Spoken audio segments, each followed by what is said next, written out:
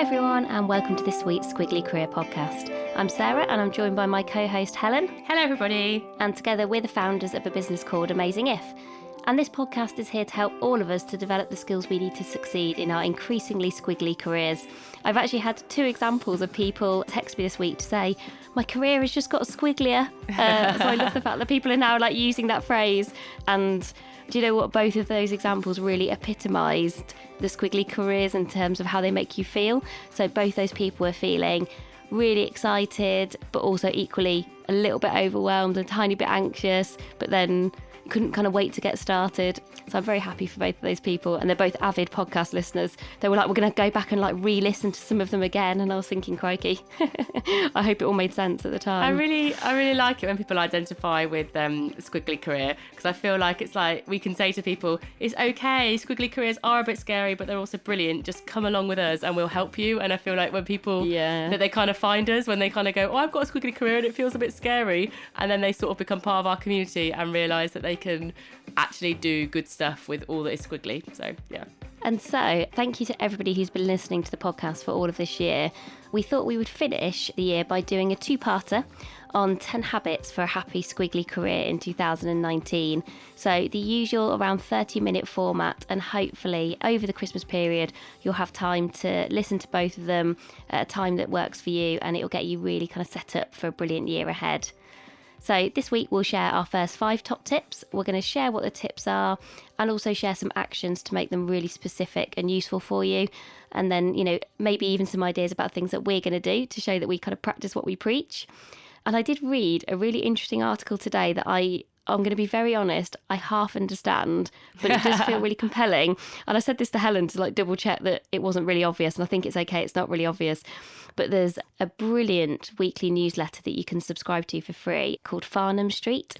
And Farnham Street's quite similar to Amazing If, all about helping people to work better. And they talk about, how to make better decisions, how to live your life better. And apparently, if you commit to a habit and if you can get 1% better every day for a year, you end up 37 times better by the time that you're done.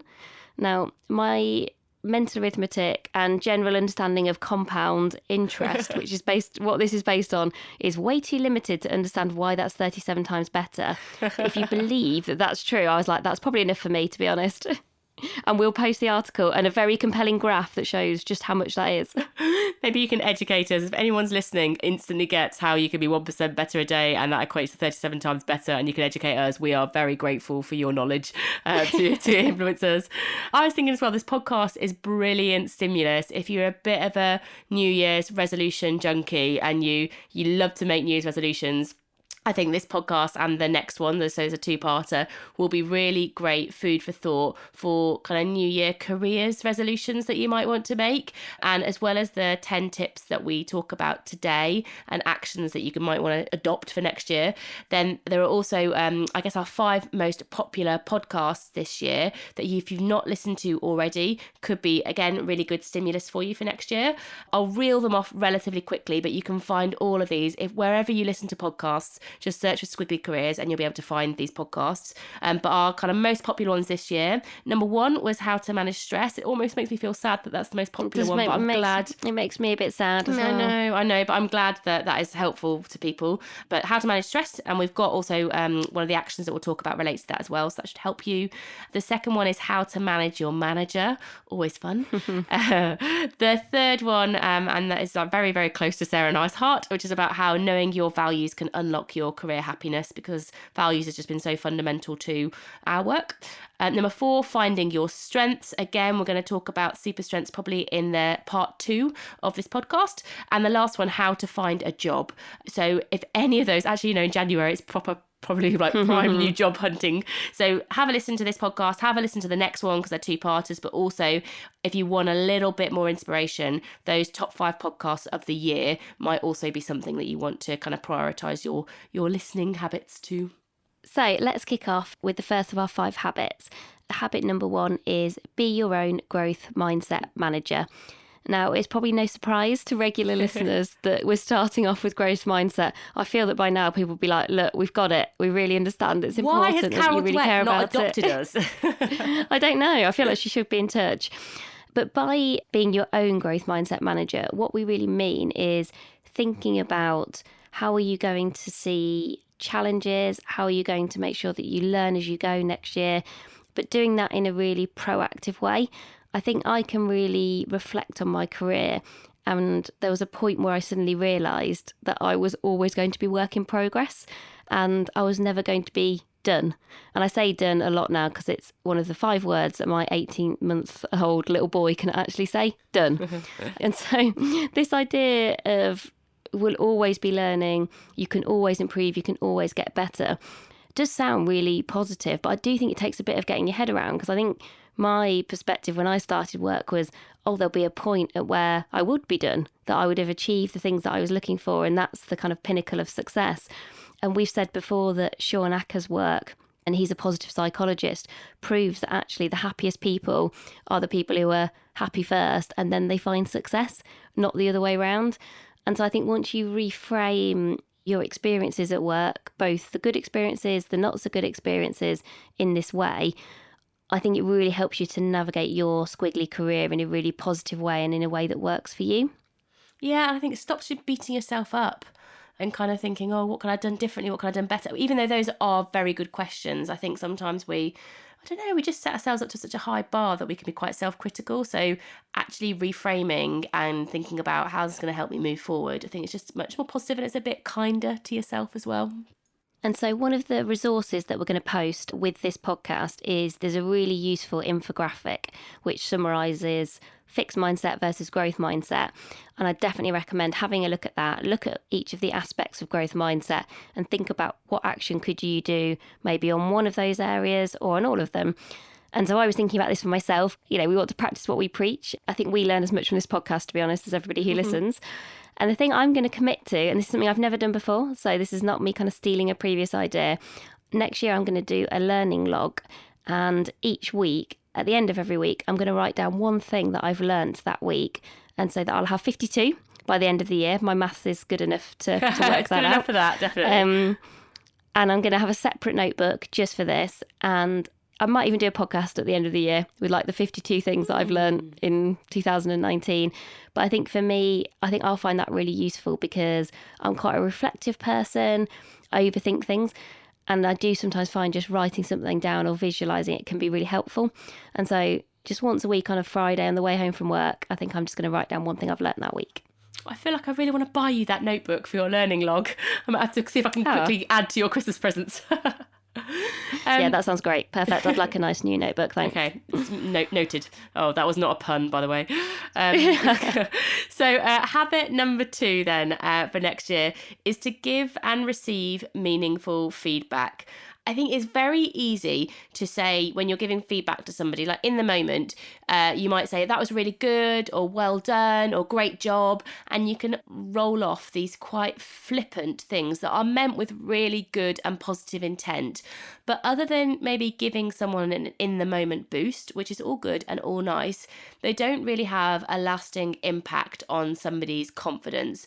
And you're not really role modeling great feedback, which then can come back to you in that kind of like boomerang effect. When you start doing stuff, other people start copying you. So actually next year, one of the really positive things that you can do for other people, which in turn can then help them to role model that behavior and help you, is to give really meaningful, constructive feedback. Now, this doesn't have to be epic essays of what you think someone did well and what could they do differently next time. This could just be making that great job, good work, really positive presentation a little bit more specific. I mean, we have talked about this in previous podcasts, but it's as simple as saying, Sarah, that was a really, really good job today. I thought that your energy in the room and how you really helped to pick people up after lunch with that particular exercise you ran was really powerful. Now, literally, that's less than a minute of me saying that statement, but I've given Sarah, for example, a lot more concrete feedback into what she did well by just saying that. And it's so important. If you can just attach to your great job or that was really powerful, I think one thing it would be even better if next time would be this. If you can just attach a little bit of detail to it, you are massively improving the value of feedback that you are providing to other people. giving feedback can feel scary, and also receiving it. With, like, Sarah and I have looked into some of the psychology behind this. Like, our brains don't particularly like feedback. We get quite defensive. But one of the things that we find particularly useful is a very simple method of giving feedback. It's just what works well, even better if. And you can use that because it almost takes some of the fear away from giving people feedback. And Sarah and I now have a habit of using that particular feedback framework when we give other people feedback, when we give each other feedback. So it's very useful. The more you use it, the easier it becomes. So I definitely advocate using that. But in particular, I think it's just whatever the framework you use, or even if you don't use a framework, if you're just stating something, just be as specific as you can and as relevant and as in the moment as you can. And if you can get that stuff right, you will just have a hugely positive impact on other people, which I have seen from my own experience, then creates the confidence in them to give that feedback back to you. Yeah, and I think the thing for me on feedback is keep asking yourself why. Ask yourself the why question. So if something was really good and you want to tell someone that, why was it really good? Or if something wasn't so great, or it had a kind of negative impact on you, why?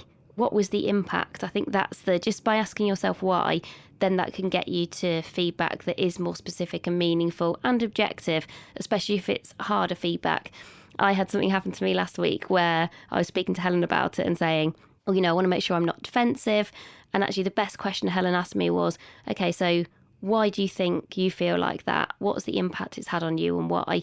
And then that will help me to then give that feedback in a way that feels, it's personal, but it is also objective, because no one can kind of argue with the way that something's made you feel, which is sometimes quite helpful if you're doing harder feedback. Can you imagine the sort of annoying friends we are when we ask each other those kind of questions? We really value them, but other people would be like, oh, just tell me it's all going to be okay. You did wait before you kind of gave me the coaching. You sort of did I'm going to be sympathetic, and yes, it's annoying, and you kind of let me vent a bit. And then you did, that's interesting. Tell me why you think you feel like that. So the action that we're going to take then in relation to this habit is, we talked about what worked well, even better if, as being such a useful framework, but we're going to apply it to this podcast, because I think sometimes we do give each other feedback on this podcast, but sometimes it's quite a lot. It's kind of not succinct enough. So next year, after every single podcast, we're going to message each other with a what worked well, even better if, so we can continually improve on this podcast. And you can be part of that feedback community as well. So if you're ever listening to a podcast and you think that was great, keep doing it, that's a what worked well, or do you know what would be even better if, next time you record that podcast, please send them to you. We'll give you all of our contact details at the end of this podcast, but we'd hugely appreciate you kind of adding to the feedback that we give each other. And if nothing else, it's a really safe way for everyone who listens to practice doing some of that feedback. That is very true, yeah. I was just imagining, as you were saying that, I was like, oh my God, we're going to get into some sort of ridiculous feedback loop where people will give us feedback. We'll then give people feedback on the feedback. But anyway, we would really appreciate it. So do let us know if you've got a what went well and even better if.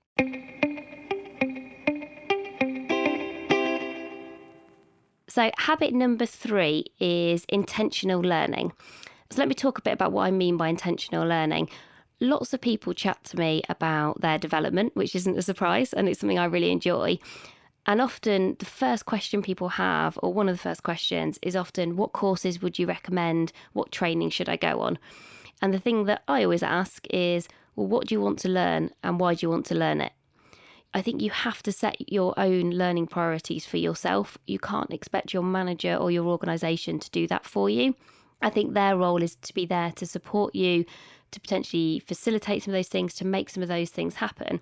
But you have to decide which are the things that you think will help you most with your professional development, with your specific job now, with the jobs that you might do in the future. But I think just going to somebody and saying, I know I want to spend some more time on my development, you almost tell me what to do. I always really encourage people, I want to see that people have taken enough ownership and accountability for this for themselves. And because then you can be so much more helpful. People will help you way more if you've been really specific about what it is you'd like to learn. Yeah. And so my action in terms of intentional learning is to have 3 things that I want to learn more about in 2019. And for anyone listening, if you're going to take a similar approach, don't go for more than 3. Having 1 is absolutely fine. Don't feel like you need to have 3. I think anything more than 3, I start to ask people how realistic that is, unless you're spending all of your time learning, which I would very much enjoy. Sarah's perfect job. Yeah, my perfect job is just learning stuff. How do I do that? I'll think about that as part of my career possibilities. Yeah, a different podcast. So if it's useful to know, I often, with the 3 things I want to learn more about, I try to think about something that's specific to my job, to the day job that I do, running a creative agency, something that I think will help us with Amazing If, and something that I'm just intrigued about. And so for my 3 things, number 1, I want to learn more about mental well-being at work. And I'm actually doing a mental health first aid course in the first week of January. I'm so excited that you're doing that. Brilliant. Yeah, I'm really excited. It's being run by an amazing lady, and I will make sure in one of the podcasts in January that I share what I've learned and a bit about some of their work, because I'm fascinated to see how the whole programme will work. But I want it to be more than just a kind of 2-day programme. I want it to be something that I then think about. How do you then create a culture where people's mental well-being is thought about and people are encouraged to be their whole selves at work? So that's my first one. My second one is I want to learn more about different models and approaches to scaling a business. So Amazing If has gone from an idea that was sort of a bit of a passion project that was definitely not a business, to a side project that we took slightly more seriously, to a side project we then took very seriously, to a business that Helen now works in full time. And it feels way more serious than it used to. And we're starting to develop our business model in terms of how we can reach more people and have more impact, because that's the thing that we're really passionate about, is helping everyone to be better at work. And to help everyone, you've got to reach lots of people. And I've never run a business before, neither has Helen. And there are lots of different ways and means for scaling a business. And I want to make sure that I learn more about all the different ways that people have done that really successfully, what's worked, what's not, so that when we then make choices for our business, I feel more informed rather than just general hoping that we have some good judgment along the way. And it's just really interesting as well. Even if it wasn't us, I'd really care about that stuff. And then my third one is I want to learn more about how the brain works generally, and also then how that impacts how we work. I'm not a scientist in any way, shape or form, or a psychologist. I think if I could have done psychology as an A-level, I think I would have done, but it wasn't offered at my school, so I did sociology instead. But I increasingly have read more work about different parts of the brain and how that then impacts things like our emotional intelligence. And so that third one for me is quite general. You know, I've not been really, really specific about how I'm going to do that yet, but I'm going to be on the lookout for things I can read, watch, listen to, things that I can just generally be curious about, just because it's something I think I'd like to know more about, and I think it could be really useful for everything that I do. I am with you. If anybody listening knows any great neuroscience courses that aren't for experts or anything on brain plasticity, particularly related to kind of work and positive psychology, then let us know, because we are there. I love that. 3 things I want to learn about. I'm definitely going to write that down for myself. I haven't written mine yet, but it is going to go on. Shame. I know. Shame. I'm ahead of you. You're I'm ahead. never ahead of Helen in anything, so that makes me incredibly happy. And you have inspired me as ever. So habit number 4 then. Habit number 4 is about connecting people. So Sarah and I often talk about the different roles that you can play in a network, and one of those roles is to be a connector, and it's super powerful. Connectors, that's what it says on the tin really, but what they do is they almost like supercharge their network, because they look for where people can be connected almost independently of them, so they don't have to be part of the relationship, and they proactively connect people who they think might learn from each other, who might inspire each other, you know, whatever the reason being. But it's a sort of like a very selfless ask. It's just going, I think you, person A, and person B, I just think you're going to get some form of value from each other, and I'm going to make the introduction. And I've seen it happening for myself more and more this year. I mean, Sarah is a brilliant connector, but what I've also noticed is that it becomes this like ripple effect. Like Sarah has connected me to people who I've then gone and met and had a great conversation with, who've then gone and connected me to people. And you suddenly really start to supercharge your network, because it's almost like this sort of filtering process where people are doing the hard work for you. These great connectors. Do you know what I found though last week? Go on. Somebody had connected me to someone, and she said, "Oh, I think you should meet Helen." Oh, no. And I was like, "Oh, like, thanks." That's like, I mean, she'd made a good connection, as in she'd gone, what Sarah does sounds quite similar to Helen. They would probably get on. And to be fair, we'd not met yet. So, she probably hadn't had time to do her research. It really made me smile. And I sort of went back and said, oh, that's okay. I sort of WhatsApp her about 1 million times a day. So we're sort of all right, to be honest. That does happen to us a little bit, actually. People think, I find it really nice that people kind of go, oh, you'd get on really well with Sarah. And I'm like, yes, I do get on really well with Sarah. But it's such a, when a connector connects you to someone else and then you get that ripple effect, super powerful. It just accelerates your networking. And for me next year, the action that I want to take is to be more of a connector, because I felt such a benefit from being connected.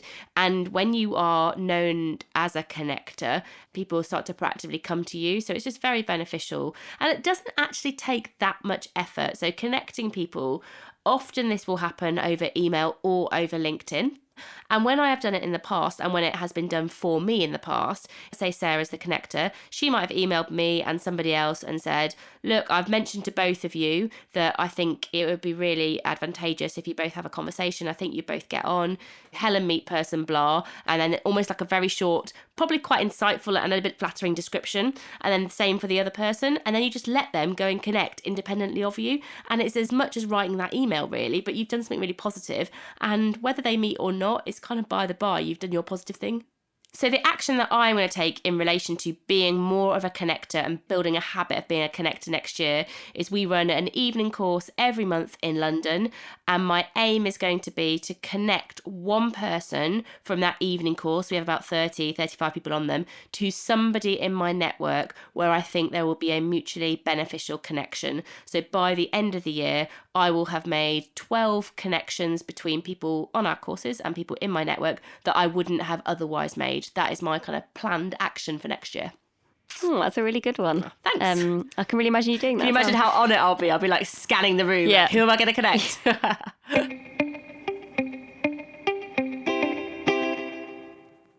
My final habit, so habit number 5 before I summarise them for you, which is almost counterintuitive to what we've just been talking about, but is finding a way to disconnect. And I kind of don't want to make this specific to just over Christmas or just when you go on holiday, because if we think back to the 5 most popular podcasts of the year, the fact that the number 1 is how to manage stress just shows that everybody is searching for and aiming for, I guess, more habits day to day, week to week that mean you don't feel stressed and kind of anxious. Nobody does their best work when you are burnt out or feeling in that way. There's a big difference between a little bit of a deadline or a bit of pressure and kind of the rush of that, and that sometimes does produce brilliant work.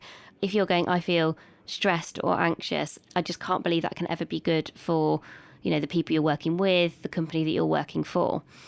And so I think what we've got to do is start to come up with habits which are things that we can either do daily or weekly that can then just help us with this feeling kind of more balanced, and that like everything is in balance for you. And only you will know what that feels like. But I can always tell. I can always tell where I have a week where I just go, no, this is too much. And I'm definitely not at my best because I'm so busy. I always talk about my squiggle getting knotty. And in those weeks, like the knotty weeks, all I'm doing is surviving. I sort of, in my head, I often have this kind of difference between, have I had a week where I've been surviving or have I had a week where I've been thriving? And I think ask yourself, take that as an action and go, how many weeks are you spending or days are you spending surviving versus thriving? And does that feel okay for you? I think the occasional day where I'm surviving or the occasional week where I'm surviving is absolutely fine. I can cope with that. And most of us have that because unexpected work pressures, or some of you will have seen the post I did on Instagram where I had a suitcase, a pram, an 18-month-old toddler that wouldn't get in that pram. It was chucking it down with rain. I just sent a picture to our community and went, I can't do it. I don't know how to make all of these things happen simultaneously. And I will admit that day I was definitely just surviving. It really kind of sticks in my memory. And everyone was so supportive. They were like, just ditch the kid. Or, Not the answer, unfortunately. Yeah, which I really enjoyed. There were some very good answers, which made me laugh. This is the thing that, you've got to kind of work out for yourself, because I always get really worried when people get to that stage where they're so burnt out that then they feel like they've just got to change jobs, or they're okay because they've been on holiday, but then they kind of lapse back into feeling really anxious again. And so for me, I always feel like I'm quite good at managing my general calibration of how I'm feeling because I'm so aware of it. And I think since having a baby and going back to work and having the baby as an extra thing to kind of integrate into your life, you become really mindful of you genuinely can't do everything. It just doesn't happen. Time is finite. So yeah, it just has. I think actually having Max, my little boy, has forced me to get better at it to a point. But the one thing that I have never succeeded in, and I'd love to hear from you if you have, is I've never been able to do any kind of mindfulness or meditation stuff. And this is even using things like Headspace, which is 10 minutes, really easy, really straightforward. They make it really lovely for you. But this year, in terms of growth mindset, I always thought I wasn't a yoga person. I really like playing sport that's quite kind of full on and fast paced. Yoga's not for me. And actually, I find yoga now is something I really enjoy, really look forward to, in conjunction with the fast paced sport as well. And so that's just shown me, with kind of growth mindset in mind, that these things that you maybe have a bit of a fixed mindset about because you think, oh, they're not really me, they can work and they can work really well. And I always feel mentally better after yoga. So I'm going to retry and recommit to mindfulness. I liked the Headspace app, and there's also an app called Calm. So I'm going to look at those again, but I'd be really open to any suggestions that people have got. It's got to be something short and quite easy to do because I want to make it a habit. And I have actually also committed, and I've said it to the founder of this company, and now I'm saying it to everybody here, it does mean I'll do it, to go to something called Soul Hub Retreat, which is where you go and do mindfulness, meditation, therapy, yoga. And I think it's going to be down in Cornwall. So that'll be a really nice moment in time. But I guess what I'm encouraging everyone to do is go think about a habit, because that's not a habit, that's just a moment. But it'll be something that I'll be able to work towards, knowing that I've got that. And by the time I go to that retreat, I want to have had more of a stab, I think, at mindfulness, because people I've spoken to who've done it have just said it really helps them to be more present, to clear their mind, helps them to sleep better. All of which sound like really good things. I may also be able to help because over Christmas, I've not told you this, Sarah, but a while back... You've not told me something. I know. A while back, I tell everyone at the same time. A while back, I think you know this bit, I gave one of my neighbour, the person that lives opposite me, so not direct neighbour, if that makes any difference to anyone listening, but I gave her a lift to the train station in my village. Yes, I drive to the train station in my village rather than walk. We'll just skip that bit. But we were talking, and it turns out she meditates every day and has done for like 20 years since she learned some particular form of meditation. And she does it pretty early, not super early, like 6 o'clock, but it's like half an hour, and it's like silent. And I was like, that sounds intense. Like I know, too hard. I know that's what I thought, but she's like, yes, it was hard initially, but I've been doing it for so long now, and it's hugely helpful. And she's written a book about it, not like a proper published book, but like a handbook to help people, because she's now so passionate about helping people. And she invited me round to she said, I'm just getting the book printed, and then I'll give you a copy and I can talk you through the process. You make friends with everyone. So I'm going round to her house. She doesn't know this yet, actually. I need to message her. But I'm going to give her a Christmas card and be like, that meditation thing, I'm actually like at home over Christmas. Let's do it. So yeah, I'm going to put that in the Merry Christmas. Can you ask her whether it works in the evening as well? Okay, yeah, we'll do. That's a good point. Because I'm not a morning person. Yeah, she's in the morning. So I just can't ever imagine how I could fit it into my life at the moment in the mornings. But I probably could in the evenings. And yeah, see if it can be any less than half an hour as well. I'll let you know. But I think Soul Hub also looks awesome. Maybe we'll put in the resources for this week. So we should. Yeah, we'll put Soul Hub in there. We'll put the Headspace app that Sarah mentioned. Also, some other good resources. Skillshare, brilliant for making learning a habit. We'll put the growth mindset infographic that Sarah mentioned. Farnham Street stuff, we'll put that on there. So that was right back at the beginning when Sarah talked about how does 1% every day for a year equal 37 times better. Anyway, we'll put that really good article that references that on there. And we'll also put the links to the 5 most popular podcast episodes that we've got. So that will all be on, we'll put it on our website. So head over to www.amazingif.com. And for the time being, we're very close to relaunching our website, but for the time being, it will be under the blog section. And if you're listening to this sometime in the future, it will probably be under the podcast section. So hopefully relatively easy to find anyway. So just to summarise those habits one last time for you, the first 5 in our 2-part series. Habit 1, be your own growth mindset manager. Habit 2, give and receive meaningful feedback. Habit 3, intentional learning. Habit 4, connecting people. Habit 5, finding a way to disconnect.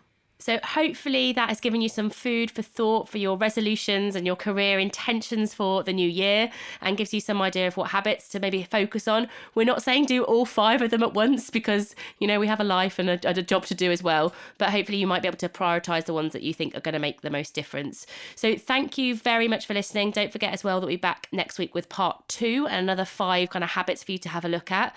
If you haven't had chance to leave a review and you find this podcast useful for your thinking, your career, please do so. It's hugely helpful to us, because basically it helps us to reach more people. The more reviews that we get, the more people we kind of show up in search and things like that. And Sarah mentioned that our kind of mission is related to making work better for everybody, and we measure that through reach and impact, and the podcast is a big way that we do that. So if you have got a few minutes just to leave us a quick review and let us know, you know, give us that feedback, let us know specifically how we're helping you, that would be hugely useful.